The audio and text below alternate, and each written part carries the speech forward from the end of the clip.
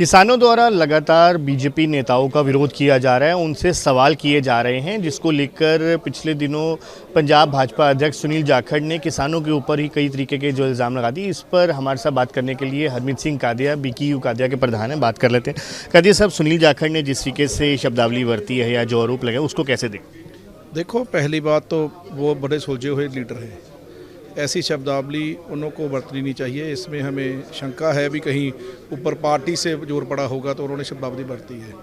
पर शब्दावली बरतने से पहले जो 11 हमने प्रश्न लगाए हैं उनके लिए, जो लोगों को दिए हैं, जब बीजेपी के कैंडिडेट आएंगे आप उनसे पूछें भी आपका 10 साल राज रहा है, उसमें अपने जो प्रश्न हैं आपने हल किए।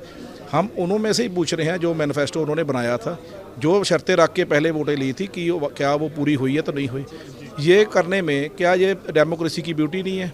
इसमें डेमोक्रेसी की ब्यूटी नहीं दिख रही भी। लोग जागरूक हो चुके हैं, जो लोग अपने कार्य में किए हुए काम आपसे पूछेंगे। कादिया साहब, अब जो आपने कहा है कि आने वाले दिनों में अगर कोई भी नेशनल लीडर आता है उसका भी इसी तरीके से विरोध किया जाएगा।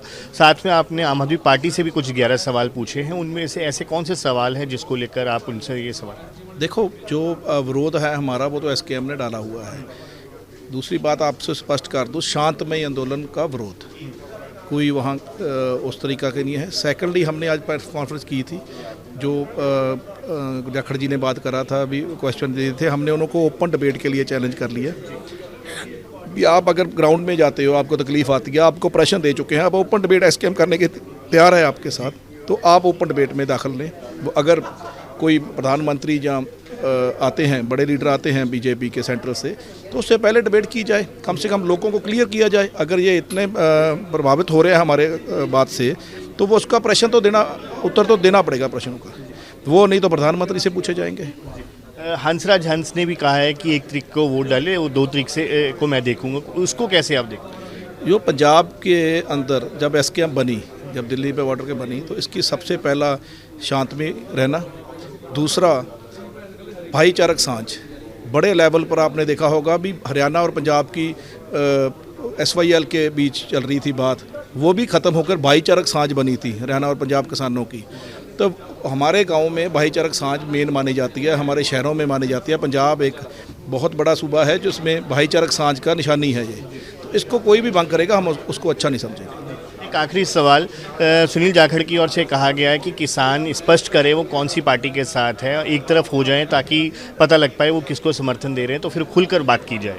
किसान की तो छोड़ो, आवाम मुश्किल आई पड़ी है अभी कौन सी पार्टी को साथ दे।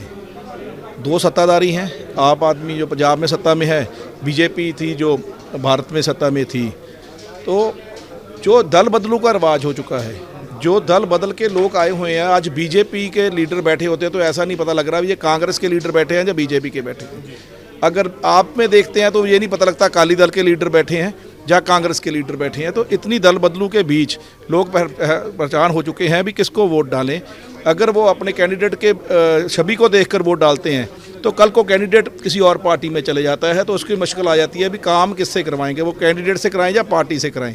पहले तो ये सारी पार्टियों को, एक पार्टी बीजेपी को नहीं, सारी पार्टी को ये देखना चाहिए भी आपकी जो छवि है सभी की ख़राब हो रही है। भी आपके कैंडिडेट भाग रहे हैं, कोई कैंडिडेट एक दूसरी का जा रहा है, जब इलेक्शन होती है तभी ये बातें क्यों आती हैं। सो बिल्कुल ये थे हरमीत सिंह कादिया जो बता रहे थे, बड़े शांतिपूर्वक तरीके से जो है हम भाजपा नेताओं से सवाल कर रहे हैं, और आने वाले दिनों में अगर प्रधानमंत्री या गृह मंत्री आते हैं उनसे भी इसी तरीके से शांतिपूर्वक तरीके से सवाल किए जाएंगे। वीडियो जर्नलिस्ट सचिन अरोड़ा के साथ अंकुश महाजन, न्यूज़ नेशन, चंडीगढ़।